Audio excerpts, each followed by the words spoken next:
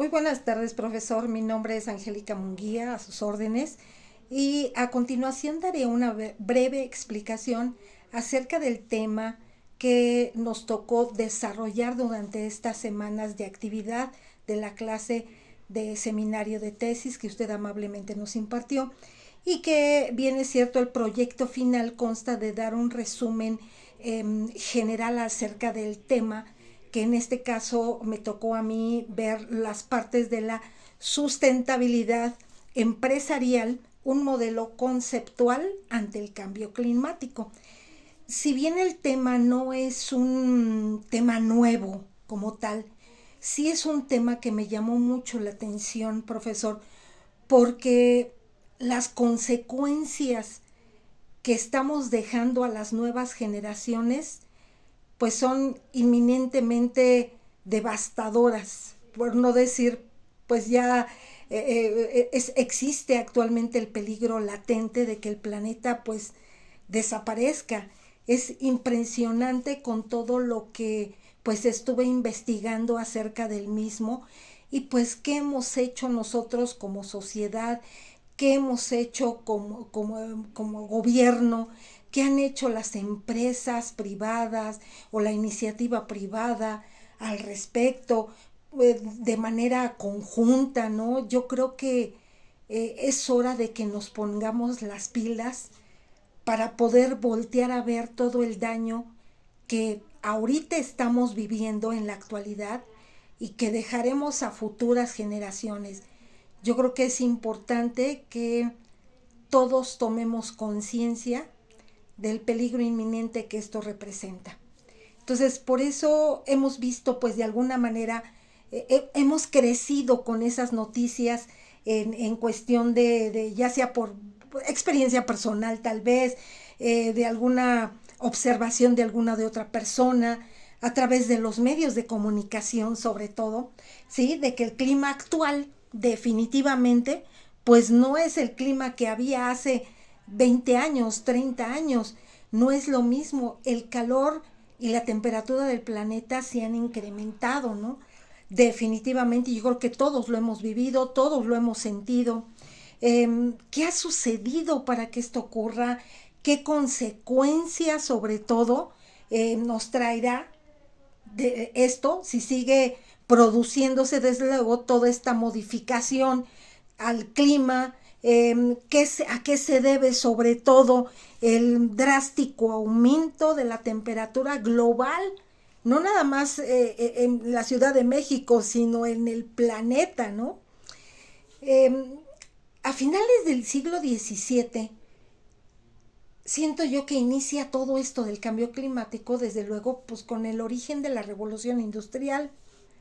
La revolución industrial, de alguna manera, tuvo que ver mucho, ¿por qué? Por todas las emisiones de dióxido de carbono que estaban lanzando a la atmósfera a través de los gases de efecto invernadero, que son los conocidos GEI, y que de alguna manera esto como consecuencia trae el incremento de la temperatura en nuestro planeta. La huella de carbono que el hombre definitivamente ha dejado durante más de 100 años a partir de la denominada pues revolución industrial. ¿Cuáles han sido las consecuencias? Los desastres naturales.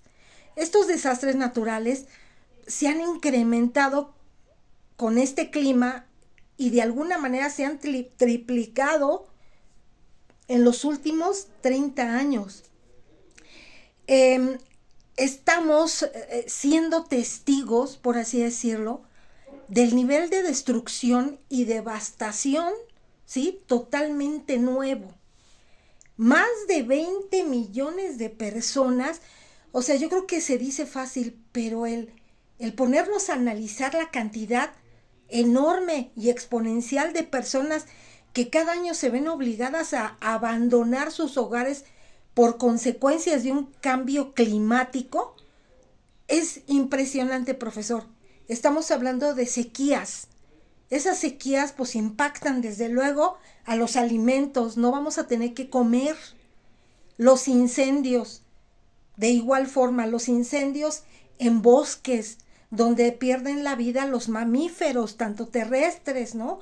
Y no se diga el impacto también de las inundaciones. Las inundaciones acaban prácticamente con las casas, con los pobladores, los hogares, donde al final de cuentas esto trae como consecuencia también pues más tormentas y sobre todo el desafío, ¿sí?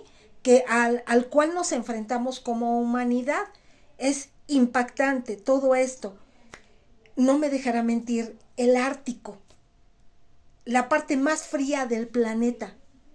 El Ártico y todo su hielo marino que lo rodea empezará a derretirse o a desaparecer a partir del año 2030.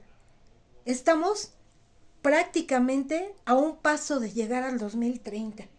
¿Cuánto nos falta, profesor? Estamos muy cercanos. 7 años que prácticamente tenemos que hacer y tenemos que actuar para no ver esas catástrofes que tenemos a la vuelta de la esquina.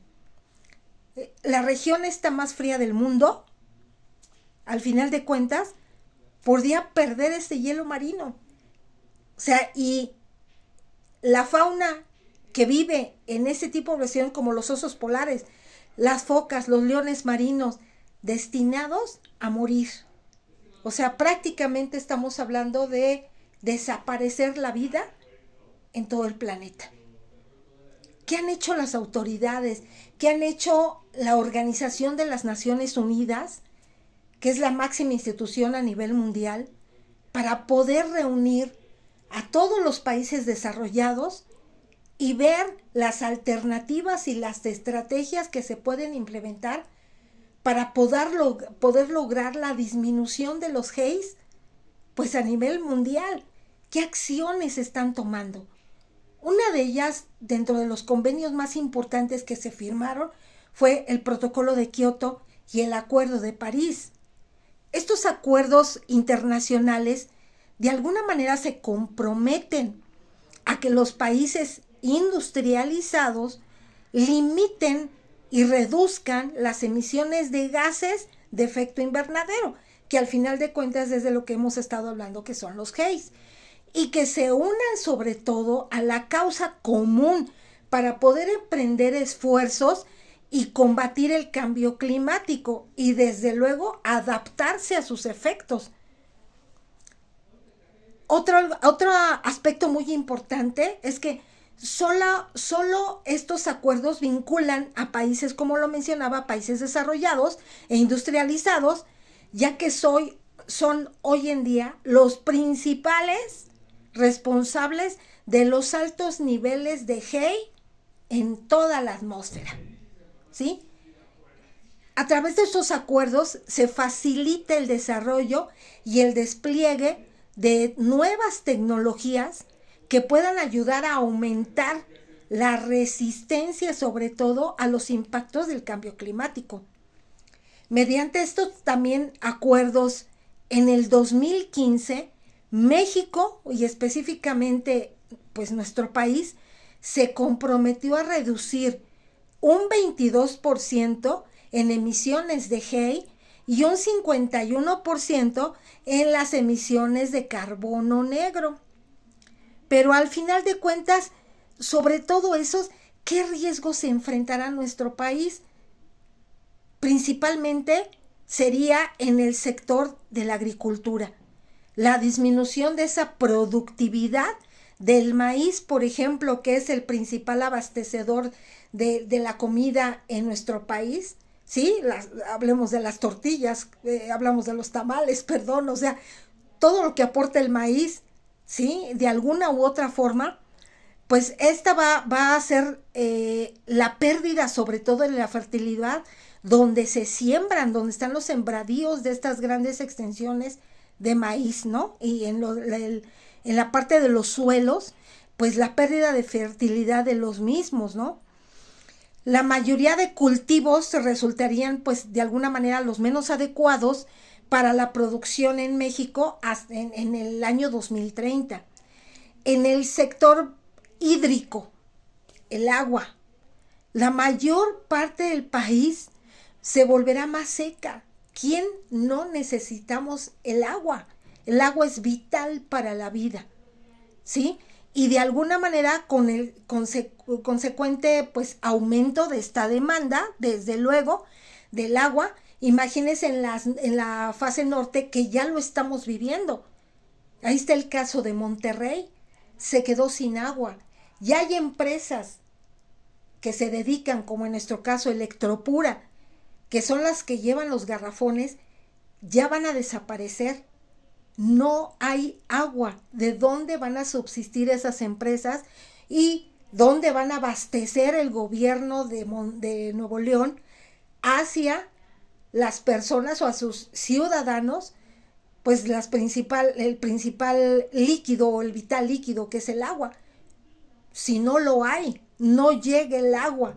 Entonces, esta catástrofe que se está viviendo en Monterrey no tarda en permear hacia el resto del país. Eso es lo más alarmante y estamos prácticamente a un paso si no establecemos las medidas pertinentes para lograr hacer un trabajo conjunto que nos permita fortalecer sobre todo el sistema hídrico en nuestro país. Otro problema importante, el costero, ¿no? Los niveles del mar se van a incrementar, profesor. Sí, constituye sobre todo un peligro para las zonas hoteleras que están al pie de mar, sector turismo, ¿sí? Las zonas residenciales, toda la infraestructura que están asentadas en estas zonas, pues principalmente van a sufrir de estas consecuencias, estas terribles consecuencias. Definitivamente, algo también muy importante, las tormentas y el clima severo. Hay de alguna manera la intensidad con que alguna vez llovió, que amanecíamos lloviendo y seguía lloviendo por un día, 2 días. Eso ya no lo hemos visto. Los ciclones se han incrementado, tanto en el Pacífico como en el Atlántico. Y desde luego el impacto en el país o el impacto en la zona donde llegan causan devastación completa. Los ecosistemas y la biodiversidad. Toda la parte de los ecosistemas terrestres, pues imagínense la reducción del área cubierta por los bosques de coníferas, donde vive una gran cantidad de especies, van a desaparecer o están en peligro de extinción definitivamente, ¿no? En el caso de los océanos, como lo comentaba, pues bueno, incrementa la temperatura, ¿no? Y también esta parte ocasiona un colapso demográfico, sobre todo también en las poblaciones marinas, ¿no? Todos que también de alguna manera, ¿qué causaría? Pues el efecto, la baja productividad en las personas que viven de esto. Finalmente, lo que es parte de la infraestructura estratégica. En este sentido, es importante fortalecer pues la investigación sobre todo del impacto climático, ¿sí? El impacto turístico, el impacto portuario, el impacto de energía, el impacto de comunicaciones, el impacto de transporte. Todo esto se va a ver afectado por las consecuencias inminentes de un cambio climático latente, ¿no? Intensidad en mareas, intensidad en huracanes, intensidad en sequías, intensidad en inundaciones. Todo esto hablamos, pues de alguna manera, a nivel general en nuestro país, que pues estamos a un paso de pagar las consecuencias de no actuar. Logrando también que las Naciones Unidas puedan de alguna manera involucrar también a la sociedad, también a las instituciones públicas y privadas y el gobierno de manera conjunto, así como los países industrializados y desarrollados, que son los del primer mundo,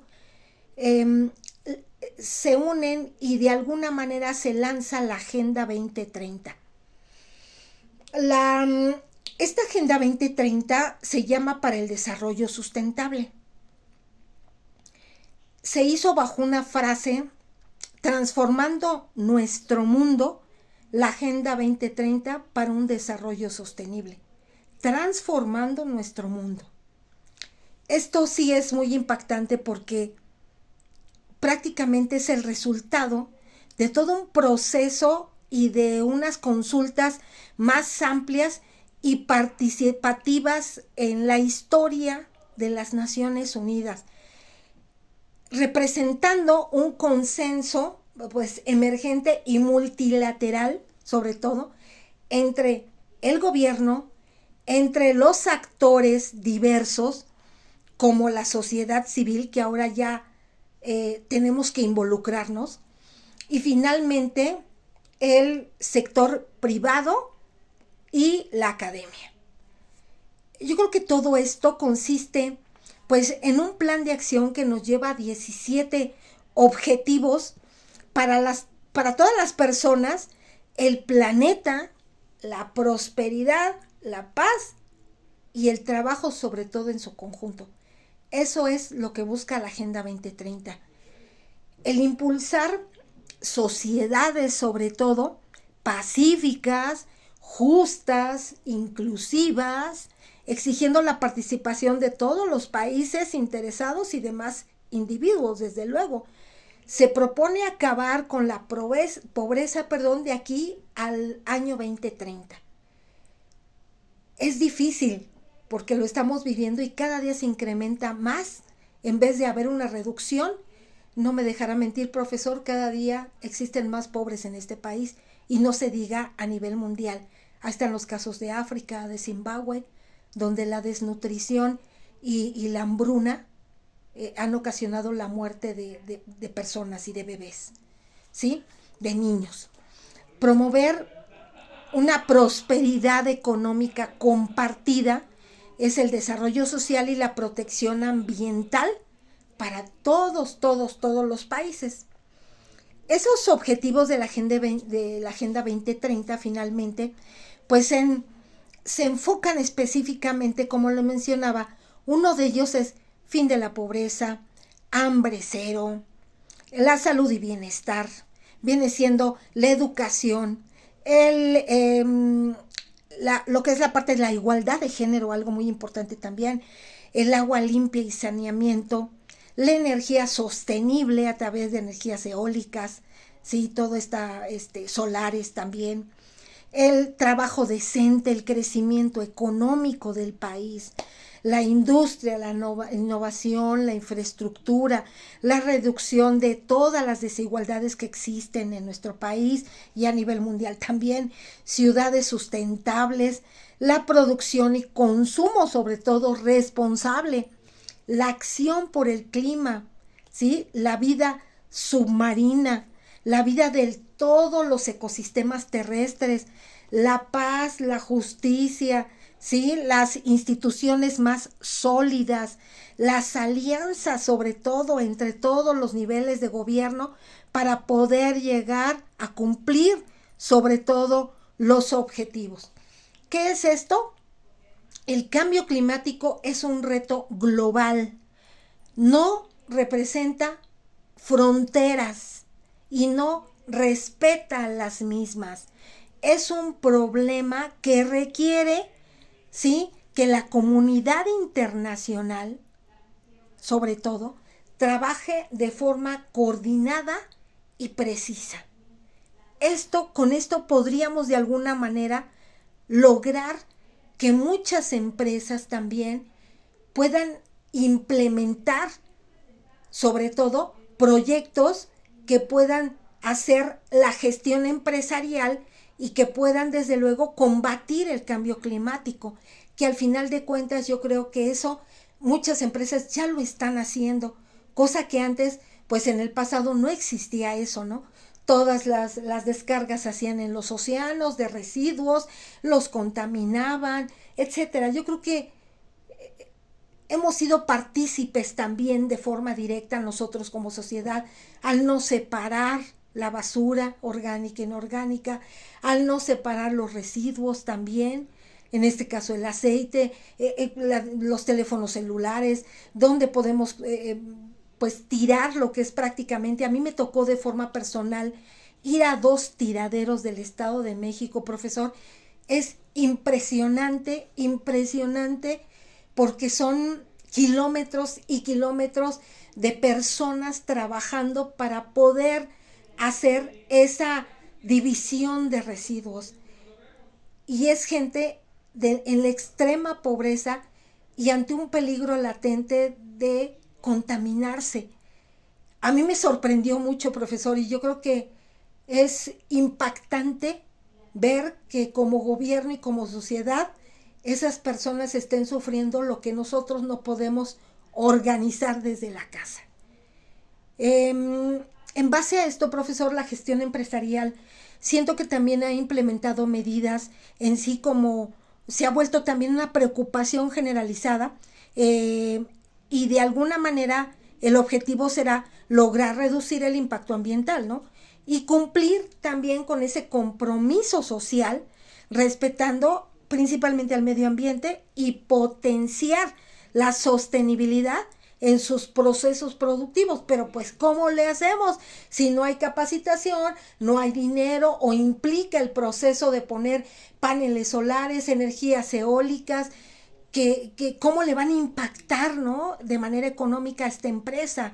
Sí tiene sus beneficios, pero también cómo va a permear todos esos beneficios a su personal. Son constantes capacitaciones, hacer conciencia, llevar ejercicios, trabajos, de manera que podamos nosotros como trabajadores poder colaborar con la empresa. Uno de ellos, pues, podría ser el uso frecuente eficiente de la energía, el consumo del agua de forma responsable, pudiera ser la búsqueda de nuevas oportunidades, sobre todo para valorizar los residuos que nosotros como empresa descargamos, ¿no? Optimizar los envases, ¿sí?, de los productos, que utilizáramos más biodegradables, mejorar la gestión sobre todo de los materiales y residuos que son peligrosos, sensibilizar y ofrecer la formación ambiental, que era lo que le acabo de comentar, hacia los trabajadores, reducir el volumen y carga contaminante. Otro esquema importante será la movilidad sostenible. A lo mejor hay empresas aquí en el Estado de México que llevan su bicicleta a sus centros de trabajo, y utilizar menos el auto, ¿no?, para salir a hacer compras cercanas. Yo creo que en base a eso, yo creo que también es responsabilidad de nosotros el poder colaborar con todo este proceso de cambio, ¿no?, hacia el cambio, hacia combatir sobre todo el cambio climático. Y también bajo este esquema, las acciones se vuelve interesante, porque como ya hay participación de las empresas en cuanto a la gestión empresarial, también existen como sociedad, ¿cómo lo puedo combatir? Reducir la huella de carbono, ¿sí? Es desconectar tan sencillo los aparatos electrónicos, cuidar el agua, bañarme en 3 minutos o cerrar cuando me enjabono, reutilizar, reciclar, utilizar una economía circular también, que podemos hacerlo, alimentarnos de manera sostenible, apoyar el uso de energías alternativas, ¿no?, solares y eólicas, moverse menos, ¿no?, ser un poquito más activos en ese sentido, ¿no? Ahora, algo también bien importante, las acciones que se han implementado también en las instituciones educativas, las universidades, las escuelas públicas, privadas, prácticamente lo que es la parte de primarias, secundarias, a nivel bachillerato. ¿Cómo se ha dado este conocimiento? ¿Cómo lo han estructurado y cómo dado a conocer los profesores ante este cambio? La misma Universidad IEXPRO, ¿no?, en este sentido, ¿qué ha hecho para que su alumnado en algún momento dado pueda colaborar a combatir este cambio climático? Dentro de estas medidas, pues bueno, también se me ocurre cómo puedo disminuir las emisiones de GEI causadas por la energía eléctrica. Esto se vivió en el COVID. Muchas empresas, como hicimos home office, pues dejaron de prender o tener todo el día prendidas sus luces. El consumo del agua fue menor, se disminuyó todo el consumo de papel, que esto viene desde pues la tala clandestina de árboles, que eso también pues nos afecta obviamente. Entonces, esa parte, las empresas, muchos de ellas tomaron o retomaron esta parte de lo del COVID, que nos dejó consecuencias también devastadoras, pero nos dejó también una enseñanza, y parte de eso las empresas han entendido que el hecho de trabajar en home office reduce también significativamente el trasladarme la emisión de gases por auto, ¿sí? El estar consumiendo energía eléctrica, el estar consumiendo el agua dentro de los baños, a lo mejor para un uso no tan necesario, ¿sí? El uso de internet, etcétera, ¿no? También la gestión sostenible a las áreas verdes, algo muy importante también, ¿no? A lo mejor cuántas empresas a lo mejor pusieron una pequeña área verde para que sus trabajadores pudieran tal vez disfrutar de unos 5 minutos de descanso. Pues en este sentido, el fomento de la participación educativa también, la divulgación y comunicación de conocimientos relacionados con el cambio climático al alumnado a través de estos temas, a través de ustedes como profesores que nos impulsan para poder entender estos temas y saber cómo armar un proyecto, la necesidad de investigar, la necesidad de justificar la necesidad de plantear un problema, la necesidad de crear una hipótesis, objetivos generales, específicos. Yo creo que parte de todo esto, profesor, son ustedes también, que nos dan la oportunidad que a través de estos sistemas de internet, siendo unas clases virtuales, podamos entender también que desde aquí podemos colaborar para combatir ese cambio climático, ¿no? Los cambios en este clima pues han sido relevantes. Cada año se registran nuevos récords en temperaturas, y sobre este escenario yo sí quiero recalcar que tenemos dos opciones: seguir ignorando nuestra realidad y no hacer nada, y la otra es estar conscientes de que si no hacemos nada estaremos condenando a futuras generaciones a la extinción de toda la vida en este planeta. Y yo creo que aquí el mundo se va a enfrentar a una carrera contrarreloj para reducir las emisiones. Es hora de actuar. Muchas gracias, profesor. Le agradezco mucho toda la atención que recibimos a través de sus clases y sobre todo el aprendizaje que nos dejó.